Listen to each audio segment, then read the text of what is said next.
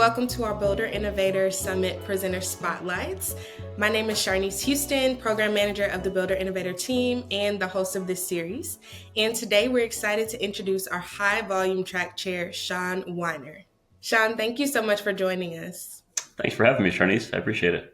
Yes. All right. So we're going to start this interview off with the most basic question ever. Can you tell us a little bit about yourself and your experience in the industry?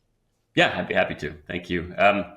So about 30 years ago, I started selling stereo equipment on a retail level and turned that into a career in the installation business. I worked for a couple companies for about 3 years, maybe 4 years, gaining some experience. And I opened a company in Baltimore called Star Systems in 1994 and operated that business as a high-end luxury integrator, technology integrator, until 2019 when I merged with the other companies that ultimately became Bravus.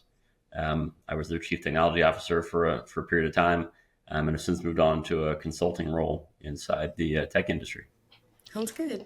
So based on what you've seen, what are some of the biggest challenges builders face today and how should they navigate them? I think probably the biggest challenge, not just builders, but consumers face, is just the wide array of technology options that are available and how to decide which ones make the most sense for their projects, but also how to market those and help consumers understand what those products and services are, how they enhance the lifestyle, how they enhance a project, and how they can use those tools to do a better job of building homes and providing homes for their customers.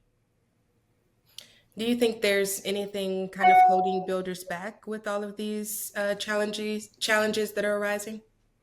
Yeah, I think the biggest obstacle is there's so many things to consider as a home builder. Um, there's so many elements that go into building a home that technology is just one piece of that puzzle. And there's so many layers in tech, it's very difficult for anybody who's focusing on building to pay attention to all the details required to put together a good technical program for the house while they're consumed with all these other decisions they've got to make along the way. Yeah, makes sense. Looking ahead to the future, what emerging trends or innovations do you believe will have the greatest impact on builders? I think the trends that we're seeing today that'll probably run in the next few years really surround lighting and control of lighting in spaces. They surround networking technology, and then the entertainment technology spaces that we're seeing. There's a lot of focus on lighting fixtures and lighting design now that didn't take place years ago, simply because fixture technology has advanced so much in the last several years. There's so many more things you can do with a light fixture that's the size of a penny or a quarter than you could with the old 6-inch cans that we're used to in the home building business. So that's really been evolving, and there's been some very creative uses of that technology across the board in high-end luxury products and as well as high volume projects. Hmm.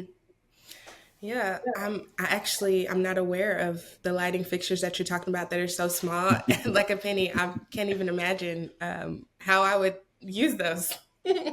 So that's amazing. It just shows how innovative builders have been throughout the years.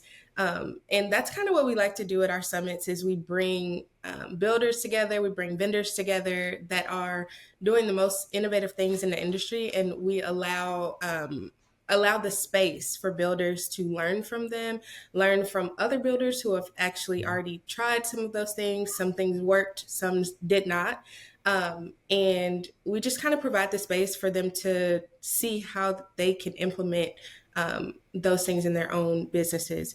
What are some of the biggest takeaways that you want your builders who are attending your track and your sessions to take from your sessions?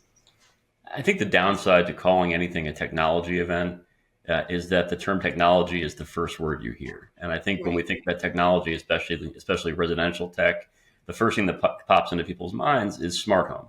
And we've been using the term smart home for 20 years, maybe longer at this point. And I don't think anyone's really clear on what that term means, but I think the vision that everybody has when they hear the word smart home is an app or a button or something you press and all sorts of things happen. And I can control my whole house from my phone. I can control it from from a button on the wall. I can control lights and temperature. That all sounds wonderful, but it also sounds very techy. It sounds very complicated. It sounds expensive. It sounds like it could break. It doesn't necessarily sound appealing to a lot of people. And I think what's missed is there's all these other pieces that go into making a home smart or to putting technology or integrating technology into the home. So we talked about lighting fixtures for a minute. There are some great products, just making speakers look and sound better, making TVs look better on the wall, ways to conceal those televisions and devices you don't necessarily want to see, motorizing window treatments, draperies and shades and blinds and things that you ordinarily wouldn't think of. But you get that luxury experience in a hotel. You get some of these luxury lighting experiences in a spa. But why would you limit that to just places you visit once or twice a year when you could have those Yeah. features built into your home that you're spending time in every day? And I think that's the biggest takeaway is that technology in the home isn't just about buttons and apps. It's really about an experience and a lifestyle and involving and engaging these technologies that make the house a home, that make it a better place to live. Yeah, that was a good point you brought up about like you have all of these luxuries when you go out on vacation or to a Mhm. hotel or something. Like, why not? Why shouldn't you be able to have those luxuries at home as well? I think that's a great point.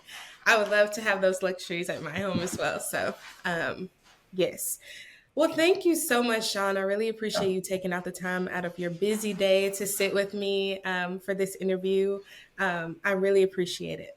Oh, my pleasure. It's great talking to you. Alrighty. Well, Thanks. thank you so much. Viewers, stay tuned for more interviews. Bye. Thanks, Release.